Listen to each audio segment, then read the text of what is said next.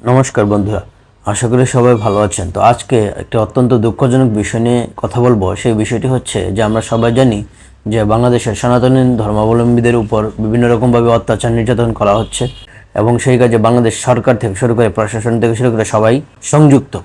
তো গতকালকে অর্থাৎ গত 25শে নভেম্বর বাংলাদেশের ঢাকা থেকে চট্টগ্রাম যাওয়ার উদ্দেশ্যে ঢাকা বিমানবন্দর থেকে বাংলাদেশ সম্মিলিত সনাতনী জাগরণ মঞ্চের মুখপাত্র চিন্ময় কৃষ্ণ দাস ব্রহ্মচারী প্রভুকে গ্রেফতার করে নিয়ে ডিবি পরিচয়ে ঢাকায় নিয়ে যাওয়া হয়েছে। তো এখন বিষয় হলো, এর পরবর্তীতে যখন হিন্দুরা বাংলাদেশের বিভিন্ন জায়গায় বিক্ষোভ বা শান্তিপূর্ণভাবে মিছিল করছিল, সেখানেও বিভিন্ন জায়গায় তাদের উপর হামলা করা হয়েছে। রংপুরে তাদের উপর হামলা করা হয়েছে এবং ঢাকার শাহবাগে হিন্দুরা যখন মিছিল করছিল সেখানে তাদের উপর জঙ্গি হামলা করা হয়, তাদেরকে অনেককে কুপানো হয় এবং অনেককে গুরুতর আহত করা হয়।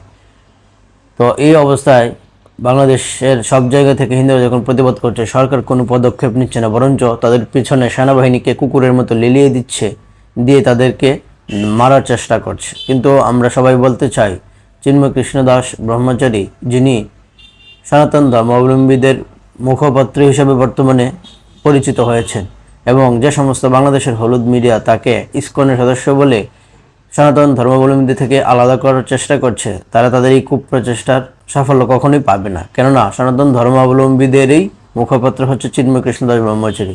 সে ইসকন হোক বা যাই হোক, ইসকন সনাতন ধর্মের বাহিরের কোনো সংগঠন নয়। এবং তার উপর যে মামলা করা হলো, কিসের মামলা করা, তার উপর রাষ্ট্রদ্রোহ মামলা করা হয়েছিল এবং তারই পরিপ্রেক্ষিতে গতকালকে তাকে গ্রেফতার করা হয়েছে বলে জানানো হয়েছে। কিন্তু কথা হচ্ছে, তিনি কিসের রাষ্ট্রদ্রোহ করেছেন?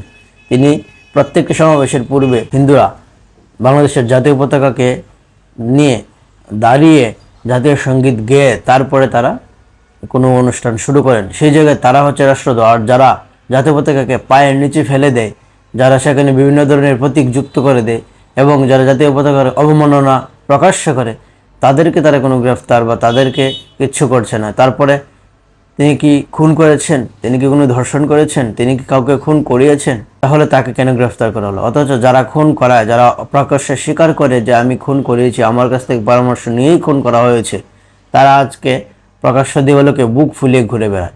তাহলে এ থেকে কি বোঝা যাচ্ছে? যে বাংলাদেশের সনাতন ধর্মাবলম্বীদের পক্ষ নিয়ে যারাই কথা বলবে তাদেরকে তারা গ্রেফতার করবে এবং মামলা হামলার ভয় দেখে তাদেরকে ধামাচাপা দেওয়ার চেষ্টা করবে।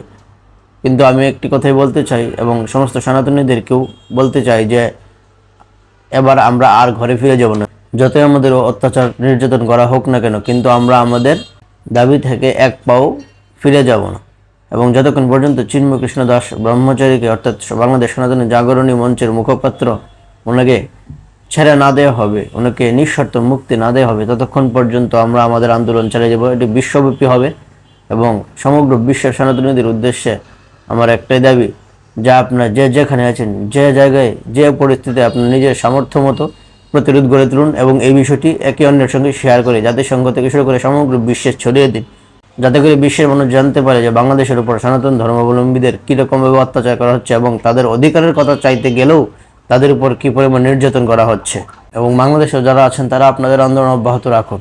তো আজকে এই পর্যন্তই। আমি আশা করব আপনার কথাগুলোকে মনোযোগ দিয়ে শুনবেন এবং এটিকে সবার মধ্যে ছড়িয়ে দিয়ে সবাইকে জাগ্রত করুন। আর ঘুমানোর সময় নেই, এখন সনাতনীদের জাগার সময় হয়েছে। এখন যতই ঘুমিয়ে থাকবে ততই তারা ধ্বংসপ্রাপ্ত হবে এবং বাংলাদেশ থেকে বিলীন হয়ে যাবে। তাই উত্তিষ্ঠত, জাগ্রত হে সনাতনী, উঠো এবং জাগো এবং ধর্ম রক্ষতে রক্ষিত। কেননা ধর্মকে যখন আপনি রক্ষা করবেন, ধর্মই তখন আপনাকে রক্ষা করবে। আর যদি আপনি ধর্মকে রক্ষা না করেন, তাহলে সে মৃত ধর্ম আপনাকে সহ ধ্বংস করে দেবে। তো আমি আশা করব আপনার কথাগুলোকে বিবেচনা করবেন এবং সেই অনুযায়ী চেষ্টা করবেন। তো আজকে এই পর্যন্তই, দেখা হবে পরবর্তী এপিসোডে। সেই পর্যন্ত ভালো থাকুন। ধন্যবাদ সবাইকে। নমস্কার। ওম শান্তি।